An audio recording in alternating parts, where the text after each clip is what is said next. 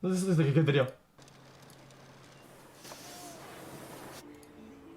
Scooped up across 38 countries and up to 75 flavors, Ben & Jerry's is no pint-sized operation.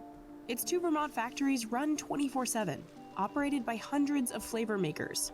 Together, they pump out nearly 1 million pints a day. From classic flavors like Cherry Garcia and Half-Baked to flavors on a mission for criminal justice reform and refugee rights. And all of those flavors have to be delicious. Our minimum run size, once we get flavor to the factory, is 80,000 pints. So not only do we have to love it, but 80,000 fans have to love it too.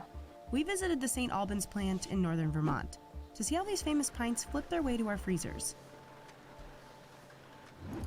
Ben Cohen and Jerry Greenfield started Ben & Jerry's homemade ice cream in 1978. From a renovated gas station in Burlington, Vermont, they launched a brand based on sustainable ice cream making. Chat, listen, I don't make a tangent about this, but I don't really mind having like messages in the cups, whatever. You get to say SJW, blah, blah. The thing is that if you like the ice cream, you get the ice cream.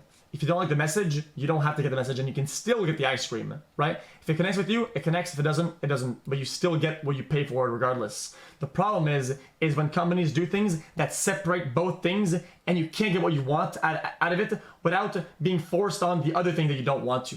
That's the problem. Sustainable ice cream making. Sometimes. And advocating for causes they believed in. And it worked. Today, Ben & Jerry's is the best-selling single-brand ice cream label in the US. To pump out its iconic flavors, first it starts with ingredients.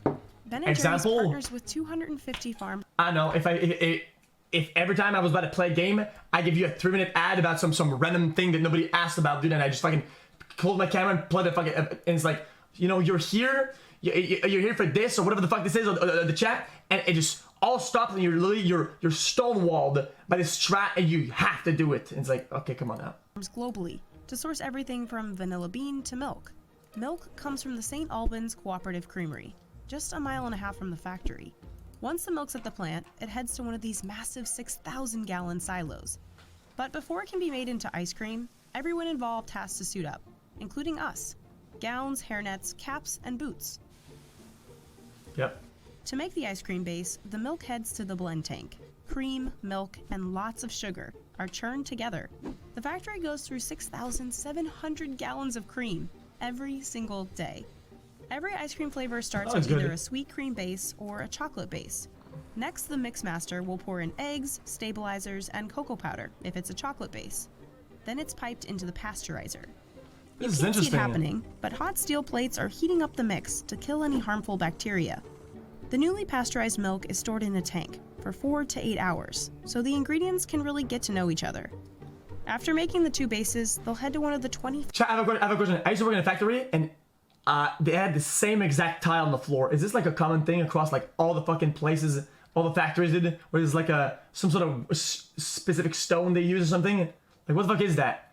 It's always the reddish tile. Anti-drifting. Interesting. The ingredients can really get to know each other. It's like the full... After making the 2 bases, they'll head to one of the 20 flavor vats to get a... I worked at Labatt. Fucking, Anheuser-Busch. Flavor boost. Budweiser. We're always coming up with new flavors. Hundreds of flavors a year, and we usually narrow it down to about 3 or 4. We really love to bring our social mission values into our naming process. For example, empowerment to talk about voting rights. Before Ben & Jerry's famous chunks can be added, the mix has to get to below freezing temperatures. It's pumped through this giant freezing barrel, and when it gets to the front, it's finally ice cream. Along the way, it's quality tested, meaning lucky factory floor workers get to taste the ice creams. Then it goes into the first of 2 freezer visits. When it comes out, it's 22 degrees, and somewhere between the consistency of a milkshake and soft serve. Now for the best part, the chunks. Founder Ben actually didn't have a great sense of smell, which meant he couldn't taste much either. So his big thing was texture.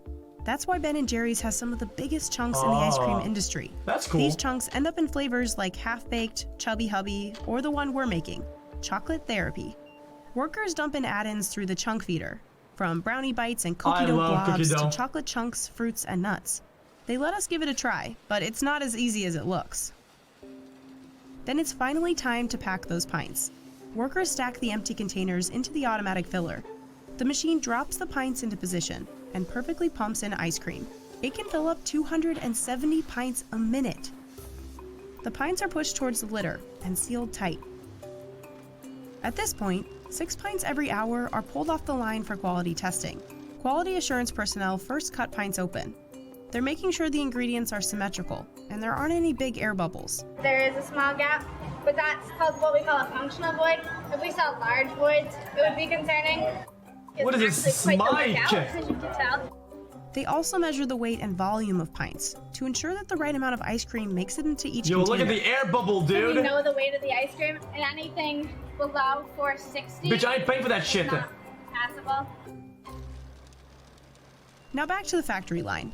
It's now time for the pints to take a second spin in the freezer. The ice cream has to get even colder, down to minus 10 degrees. The pints travel along the spiral hardener, Oh, a that's the whole- oh, that's the corkscrew-shaped point conveyor then? belt Oh, yeah, I'm done. inside a freezer. Sorry. With the wind chill, it can get up to minus 60 degrees in there. After 3 hours, the pints are finally frozen and Typical ready day to in be Canada. packaged. They're flipped over and shrink-wrapped into groups of 8. Together, they make a gallon. But you'll never actually see a gallon tub of Ben & Jerry's ice cream, because the company never wants its ice cream going bad sitting in the back of your fridge.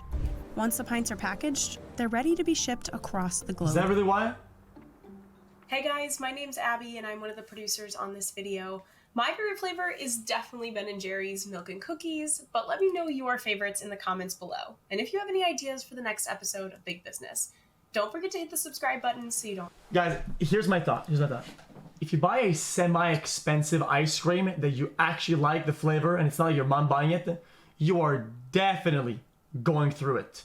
It's not gonna sit at the back of your fridge. You're definitely gonna eat it.